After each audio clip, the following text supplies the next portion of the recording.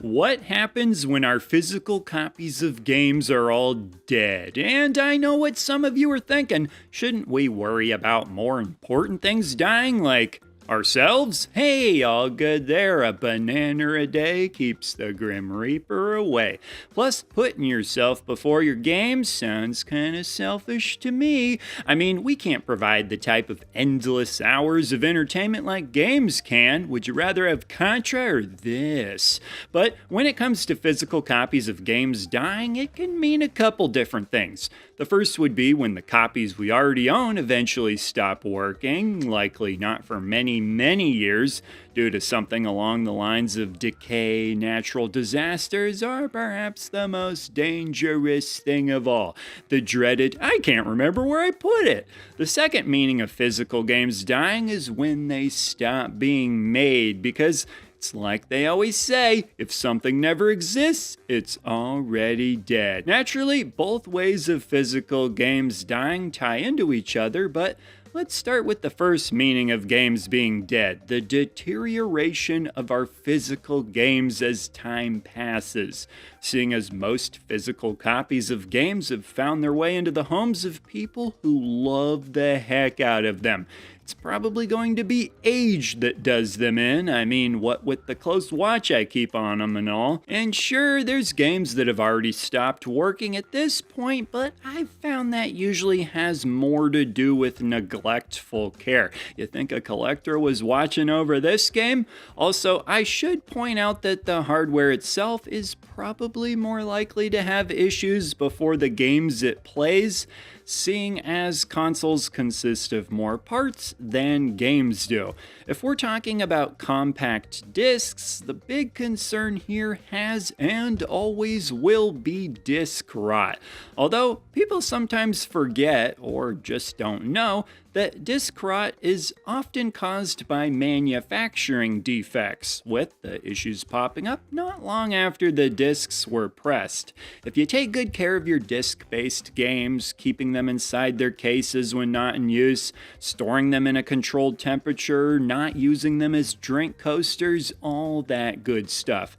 I obviously can't guarantee exactly how long they'll last, but they should still last a good while. And naturally, some people will be less optimistic than others about how long they'll last, based simply on what could go wrong. I can't get hit by a car if I never leave the house, now can I?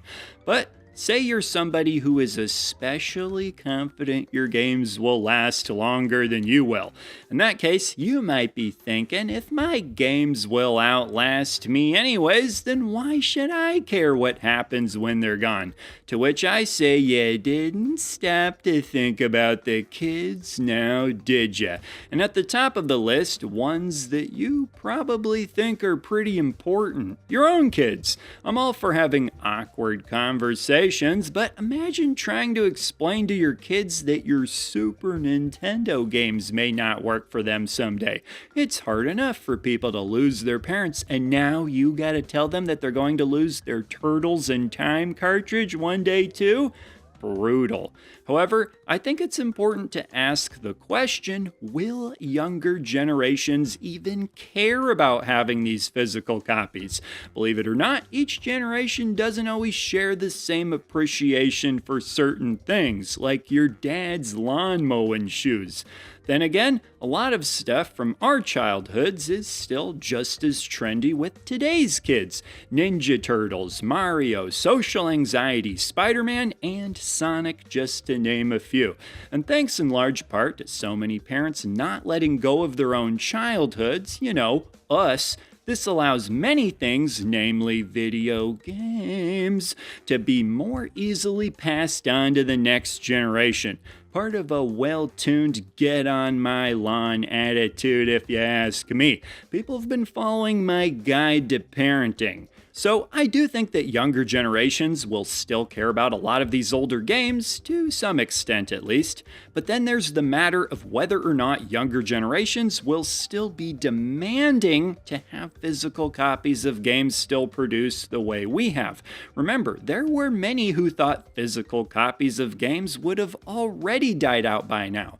That is, when it comes to physical copies of games on current generation consoles being released. Although it seems like we're reading scary stuff about that ending sooner every day. But as of this video, not only do we still have physical games being produced for physical copies of modern games on modern systems, including lower budget indie releases, we have physical copies of older games on both modern and older systems still being made. And I think it's safe to say that this wouldn't be the case unless enough of us had demanded them the way we have, and/or voiced our displeasure at the possibility of not having them. So there you have it. You want something to be proud of? You helped save physical games? Give yourself a round of applause. But I don't think younger generations will demand physical copies of video games the way we have. Sure, some of them will, but I don't think it will be as many as there are from our generation that have done it. That said, it's still worth a shot, and let me just update my parenting guide here real quick. These are life skills. I think there will be less and less people over time demanding physical copies until it gets to the point that whoever might be actually making these physical copies will just stop, in which case we'll be left with nothing but the physical copies already made. So that's why we've been hoarding these. Hey, what's this doing in here? But in all seriousness, please don't hoard. Only get the games you want. When you reflect on your games down the road, it's going to be the games you really cared about the most that you'll be glad to have or sad to not have. Just ask Timmy.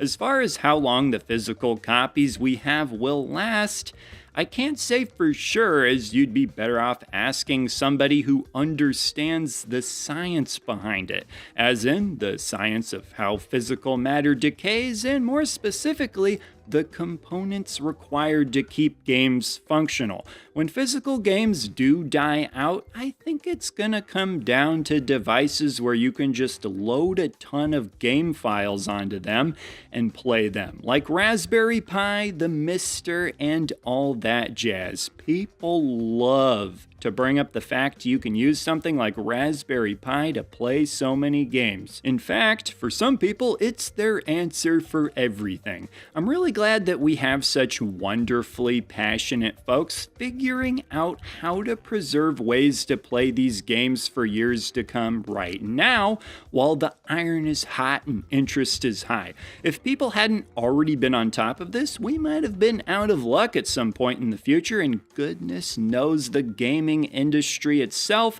isn't as concerned about it as we fans are, except when it comes to The Last of Us, but something tells me that's not about preservation. Not to mention, the industry has to worry about, doing it all legally, and the rights to some of these games gets really complicated.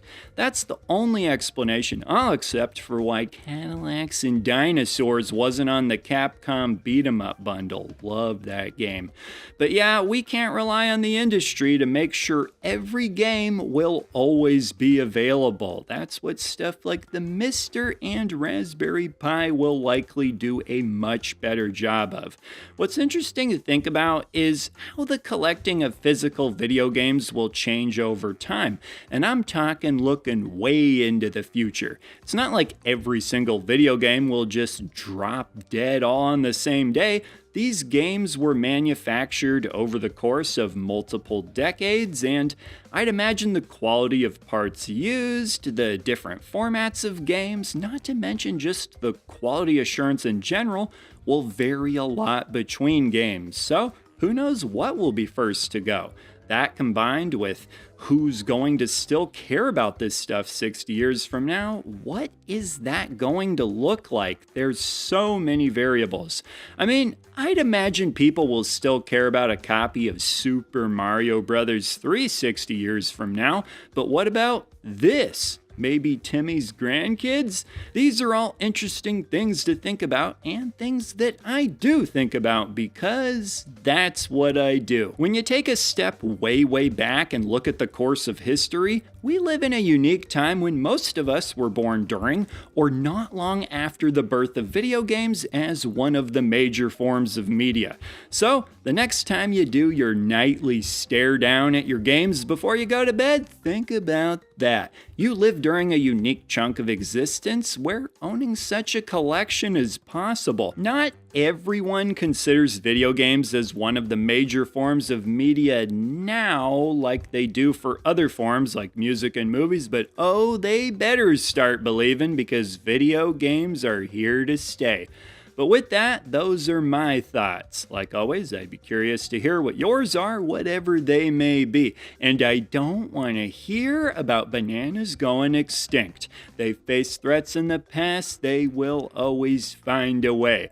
I'd be especially interested to hear from anyone who can offer theories that fall more on the scientific side of things as far as how long our games can be expected to last. That is, for those who know what they're talking about, because that always helps. So leave your comments down below and I will see ya in the next video.